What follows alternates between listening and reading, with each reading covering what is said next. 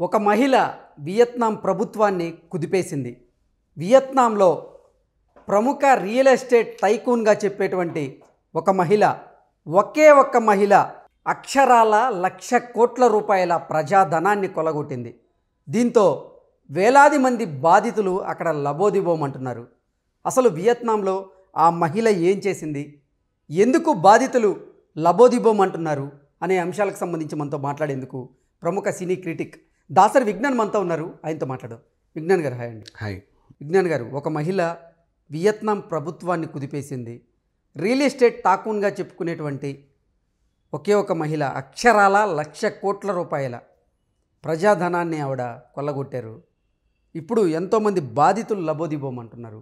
అసలు ఏంటి ఆ మహిళ ఎవరు, అసలు ఏం జరిగింది, ఎంత కొల్లగొట్టింది అంటే ఏం చెప్తారు? అయితే మన వియత్నాంలో ప్రముఖ రియల్ ఎస్టేట్ కంపెనీ వాన్ తిన్ పాట్ కంపెనీ పేరు, దాని చైర్పర్సన్ ట్రూయింగ్ మైలాన్ ఈ అమ్మాయి. ఈవిడ ఏంటంటే మంచి ఆ దేశంలో మంచిగా స్థిరపడిన దాంట్లో టాప్ 10 పొజిషన్లో ఉన్నటువంటి మహిళ. సో ఈవిడికి ఏంటంటే అక్కడ సైగాన్ కమర్షియల్ బ్యాంక్ అని ఒకటి ఉండేది, ఎస్సీబీ బ్యాంక్. దాంట్లో 90% వాటాలు ఈవిడివే. అంటే ఈమెకు బ్యాంకు కూడా ఉందని చెప్పుకోవచ్చు. సొంతగా మనకు బ్యాంక్ ఉంది అంటే మనం ఎలా ఉంటాం, ఏమన్నా చేయొచ్చు, మన ఇష్టం, దమ్మిడి ఏదైనా చేయొచ్చు. ఇట్లా ఈవిడ ఏం చేసిందంటే ఆల్మోస్ట్ ఒక 304 ట్రిలియన్ డాంగ్ అంటే మన కరెన్సీలో మనీ ఎలాగో వియత్నాంలో డాంగ్, ఇంకా మన దేశ కరెన్సీలు చెప్పాలంటే 1,00,000 కోట్లకు పైనే. అవును, అంత సొమ్ముని ఏదో చేద్దాం అనుకొని ఏదో చేసింది మొత్తానికి. అంటే ఎప్పటి నుంచో అందులో ఉన్నటువంటి ఇప్పుడు ఈ ల్యాండ్ సెటిల్మెంట్లు అండ్ నెక్స్ట్ అంటే రియల్ ఎస్టేట్ కంపెనీ ఇది లోన్లు ఇస్తారు కదా, ఈ బ్యాంకే లోన్లు ఇవ్వాలి. యాక్చువల్గా లోన్లు ఇచ్చినట్టుగా చెప్పుకుంటూ డబ్బులు తీసుకొని, కానీ లోన్లు ఇవ్వకుండా ఆ మనీని ఇంకో దానికి రొటేట్ చేస్తా, జస్ట్ లెక్కలు తారుమారు అవుతున్నాయి.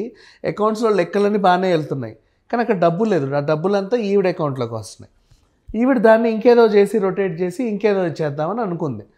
ఇంకా అసలు ఒక మాట చెప్పాలంటే ఆ కంప్లీట్ దేశ జీడిపిలోనే ఈవిడ ఆస్తి 3% అంటే అర్థం చేసుకో. అంటే అంత ప్రభావితం చేసింది దేశాన్ని, అంత అమౌంట్ని చేసింది. బట్ దాన్ని సరిగ్గా మలుచుకోవడంలో విఫలమైంది. ఇప్పుడు కాదు, 2022లోనే ఈవిడ కథలన్నీ తెలిసి ఆమెకి అరెస్ట్ వారెంట్ ఇష్యూ చేసి అక్టోబర్లో అప్పుడే అరెస్ట్ చేశారు ఆమెని. కాకపోతే ఆమె already arrested, she was arrested. ఇప్పుడు ఏంటంటే ఆ కేసు ఇంకా సాగుతానే ఉంది. సో ఇప్పుడు ఆ బాధితులందరూ మా డబ్బులు మాకు కావాలని విత్డ్రా చేసుకున్నామంటే చిల్లర లేవు బ్యాంకులో. ఎంత ఇది అని రోజు తవ్విన కొద్దీ వెళ్తా. ఇప్పుడు ఇంచుమించు ఆ బ్యాంకు సిబ్బంది 85 మంది మీద కేసు అయితే పెట్టారు, కానీ అన్ని డబ్బులా అని చెప్పేసి వీళ్ళు. అసలు ఈ స్కాము, ఇంత పెద్ద స్కామ్ ఎలా బయటపడింది అంటే ఇంకా ఏదైనా ఒకనొక టైంలో బయటపడాల్సిందే. ఆవిడ ఏం చేసింది, రొటేట్ చేద్దాం. ఇప్పుడు మన హర్షద్ మెహతా లాంటి వాళ్ళే ఒక 500 కోట్ల దగ్గర దొరికిపోయాడు, కానీ ఆయన చేసింది 5,000 కోట్లకు పైగా లావాదేవీలు చేశాడు.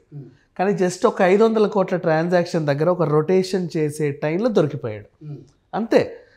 అంతకుముందు ప్రభావితం చాలా చేశాడు. ఈవెన్ మన అదానీ లాంటి వాళ్ళు కూడా మొన్న హిండెన్బర్గ్ వాళ్ళకి దొరికిన విషయంలో కూడా చాలాసార్లు చాలా లావాదేవీలు వాళ్ళు రొటేట్ చేస్తారు. ఈ బిజినెస్లో తీసి అందులో పెట్టి ఇందులో చేస్తారు, అందరూ చేస్తారు, కామన్ అవి. కానీ ఏదో ఒక దగ్గర చిన్న అమౌంట్ దగ్గర దొరికిపోతూ ఉంటారు. ఈ అమ్మాయి చిన్న అమౌంట్ దగ్గర ఏం దొరకాల, మంచిగానే దొరికింది. అంటే 1,00,000 కోట్లు అక్షరాల 304 ట్రిలియన్ డాంగ్లు అంటే ఇక దేశ జీడిపిలో 3% ఈవిడ ఆస్తి. లగ్జరీ హోటల్స్ ఉన్నాయి, హాస్పిటల్స్ ఉన్నాయి, హాస్పిటాలిటీ సర్వీసెస్ ఉన్నాయి, అండ్ ఇన్ఫ్రాస్ట్రక్చర్ కంపెనీస్ ఉన్నాయి. రియల్ ఎస్టేట్లో ఈమె పాగా అసలు ఒక రేంజ్ అనమాట. ఆ రేంజ్లో ఉంది. అంత బాగానే జరుగుతుంది అనే టైంలో ఒక చిన్న రొటేషన్ దగ్గర ఎక్కడ పడతాయంటే రొటేషన్ దగ్గర ఇవి మార్పు చేర్పులు. ఫర్ ఎగ్జాంపుల్ మామూలుగా మాట్లాడుకుంటే ఇప్పుడు మనదే సొంత బ్యాంకు, సరే ఒక 1,000 కోట్లని ఏదో దమ్మిడి చేయాలి. ఆ టైంలో ఏంటి, మనకు మాత్రమే తెలుస్తుంది. నెక్స్ట్ ఆ సీఎం ఏం చెప్తాడంటే, కొంతమంది అంటే మంత్రులు లాంటి వాళ్ళు, ఇక్కడ రేపు శంకుస్థాపన చేసిపోతున్నాం నెక్స్ట్ మంత్, ఆ ఏరియా ల్యాండ్లన్నీ ఏదో అయిపోతాయి అని ముందే వీళ్ళకి ఇన్ఫర్మేషన్ వస్తుంది. వీళ్ళు ఏం చేస్తారు, అరే ఈ 1,000 కోట్లు ముందే చేద్దామని ఏదో చేస్తారు. అనుకోని టైంలో కర్మగాలి ఆ ముందు రోజే ఆ మంత్రి చచ్చిపోతాడు అనుకో, ఫర్ ఎగ్జాంపుల్. అంటే ఏవో సమ్ టైమ్స్ చెప్పలేం కదా, లేదా ఏరియాలో భూకంపమే వచ్చింది అనుకో, ఇట్లాంటి సిచ్యువేషన్. ఇప్పుడు ఈ 1000 కోట్లు రొటేట్ అవ్వదు. ఇది అక్కడ పెడితే మళ్ళీ ఆ ల్యాండ్ రేట్లను అమ్ముకొని మళ్ళీ సంపాదించి దీంట్లో రొటేట్ చేయాలి. కానీ ఇక్కడ అనుకో అది కట్ అయింది, దీన్ని అటు పెట్టలేక ఇటు పెట్టలేక అకౌంట్స్ ఏం చేయలేక తర్జన భర్జ పడడానికి వాళ్ళకు 1 వీక్ 10 days టైం పడుతుంది సెటిల్ చేయడానికి. ఆ పర్ఫెక్ట్ టైం సిచ్యువేషన్లో దొరికిపోతారు. ఈమె కూడా అలాగే దొరికిపోయింది, చాలా సింపుల్. ఓకే, ఈవిడ చేసినటువంటి 1,00,000 కోట్ల స్కామ్ ఏదైతే ఉందో దానివల్ల అసలు వియత్నాం ప్రభుత్వమే కుదేలయ్యే పరిస్థితి ఏర్పడింది. ఏంటి అసలు మరి దీని నుంచి బయటపడాలంటే వాళ్ళు ఎటువంటి ప్రయత్నాలు చేస్తారు? చేయొచ్చు యాక్చువల్గా చెప్పాలంటే, బయటపడింది కానీ ఈజీగా చేయొచ్చు. ఇంకా చెప్పాలంటే మొన్న ఎప్పుడైతే హిడెన్బర్గ్ వాళ్ళు అదాని లెక్కలన్నీ తీశారో ఒక వారం రోజుల్లో స్టాక్ మార్కెట్ మొత్తం తలకిందులు అయిపోయింది. అవును, సర్వనాశనం అయిపోయింది. ఇంకా చెప్పాలి అంటే కొన్ని వేల కోట్లకి అసలు ఆన్సర్ లేకుండా పోయింది, క్వశ్చన్స్ మాత్రమే ఉన్నాయి. దాన్ని చాలా చాకచక్యంగా నీట్గా నాకు తెలిసి ఒక 1 month ఎండ్ లోపనే సాల్వ్ చేసి పడేశారు.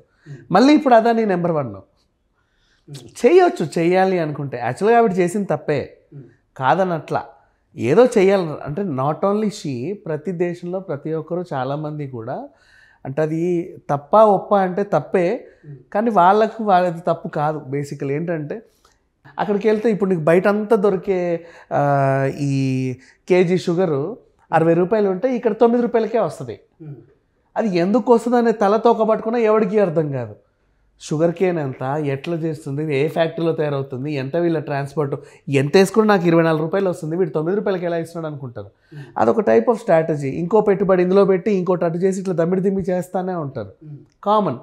ఒక్క దగ్గర రొటేషన్ ఎక్కడన్నా సరే చిన్న ఇబ్బంది పడింది అనుకో అక్కడ దొరికిపోతూ ఉంటారు. ఈ అమ్మాయి కూడా అలాగే దొరికిపోయింది. అండ్ లాస్ట్ ఇయర్ అరెస్ట్ చేశారు. కానీ ఇప్పుడు ఎందుకు వెలుగులోకి వచ్చింది అంటే తవ్విన కొద్దీ ఈవిడ అరెస్ట్ అయిన టైంలో కేవలం 12.5 ట్రిలియన్ మాత్రమే ఉండే. ఇప్పుడు అది 304 ట్రిలియన్కి చేరింది.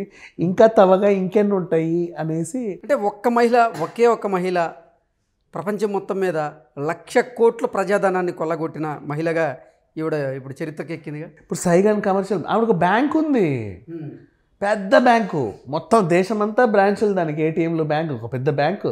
ఇప్పుడు నీకో నాకో SBI ICICI ఉంటాయి, ఏమన్నా చేయొచ్చు కదా.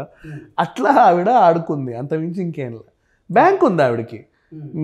మన దాంట్లో ఇప్పుడు మన ఎగ్జాంపుల్ అంబానీలు అదానీలు వీళ్ళకి ఏంటిది మన బిజినెస్లు ఉన్నాయి, బ్యాంకులు లేవు. ఆవిడకి బ్యాంకే ఉంది, దేశంలో ప్రభావితమైన పెద్ద బ్యాంకు, మన HDFC ICICI లాగా. సో ఆడుకుంది. ఓకే, అంటే ఒకప్పుడు వియత్నాంలో రియల్ ఎస్టేట్ టైకూన్గా ఉన్నటువంటి ఆ మహిళ ఇప్పుడు కిలాడీగా గుర్తింపు తెచ్చుకుందా? అంతే అనుకోవాలి. అండ్ ఇంకో విషయం ఏంటంటే ఆవిడ చాలా తెలివిగా ఏం చేసింది, వియత్నాంలో మనకంటే రేట్లు తక్కువ, అక్కడ చాలా తక్కువ. ఒకానొక సందర్భంలో అసలు వియత్నాం ఆర్థిక వ్యవస్థ అనేది దారుణంగా కుదేలైంది. 10,000 పట్టుకెళ్తే అక్కడ 2 సంవత్సరాలు ఉండవచ్చు. అవును. సో అంత ఇది అట్లాంటిది 10,000 పట్టుకొని 2 సంవత్సరాలు ఉండడం కాదు. చాలామంది చైనా నుంచి, భారత్ నుంచి అక్కడ రియల్ ఎస్టేట్ కంపెనీస్ ఏం చేస్తాయంటే ఇక్కడ మన 5-star హోటల్స్లో ప్రాపర్టీ షోస్ అని పెడతాయి. వచ్చిన వాళ్ళందరినీ మీకు ఎంత, ఇప్పుడు ఇక్కడ జూబ్లీ హిల్స్లో ఫ్లాట్ కొనాలంటే మీకు 2 కోట్లు, అదే 2 కోట్లు ఇస్తే అక్కడ ఒక చిన్నపాటి గ్రామమే మీద అయిపోతుంది, రండి అని చేయడం. ఇక్కడ వాళ్ళకి తెలియదు ఆ విషయం. వాళ్ళదే బ్యాంకు, వాళ్ళదే లోన్లు, అన్నీ వాళ్ళవే, సంతకాలు గినకాలని ఓకే. వీళ్ళు కడతానే ఉంటారు. ఇండియా నుంచి, చైనా నుంచి, జపాన్ నుంచి డబ్బులు వెళ్తాయి, కానీ అక్కడ అసలు ఏమవుతున్నాయో ఎవరికి తెలియదు. అట్లా బాగా పోగేసి దాన్ని ఏదో చేద్దాం అనుకుంది. ఆ చేసే క్రమంలో పాపం దొరికిపోయింది అంతే. ఓకే విజ్ఞాన్ గారు, థ్యాంక్ యూ సో మచ్.